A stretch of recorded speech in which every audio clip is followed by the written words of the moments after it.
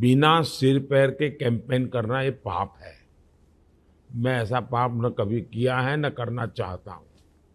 बिना सिर पैर के पाप करने का काम ठेका उन लोगों ने लेकर के रखा है।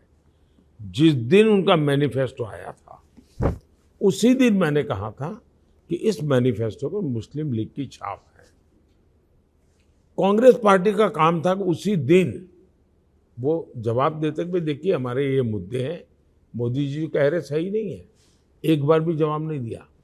फिर मुझे लगा कि अब मुझे धीरे धीरे धीरे देश की जनता को एजुकेट करना पड़ेगा। जब ये कहे मैनिफेस्टो में कि अब ठेके जो दिए जाएंगे गवर्नमेंट कॉन्ट्रैक्ट्स, उसमें भी माइनॉरिटी के लिए आरक्षण होगा।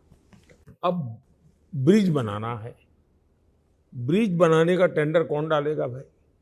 जिसके पास रिसोर्सेज हैं, जिसके पास एक्सपीरियंस है, जिसके पास कैपेसिटी है, जो धन लगा सकता है, टेक्नोलॉजी लगा सकता है, वो आएगा।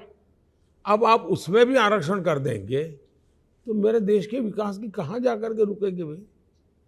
ये मैनिफेस्टो में लिखा है उन्होंने मनमोहन सिंह जी ने खुद ने, जिस मीटिंग में मैं मौजूद था एज ए मुख्यमंत्री, उन्होंने कहा था देश के संसाधनों पर पहला अधिकार मुसलमानों का है।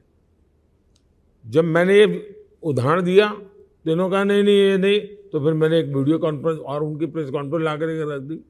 ये बात है तो उनके दिमाग में क्या पड़ा है। तीसरा, उन्होंने कर्नाटका में क्या किया?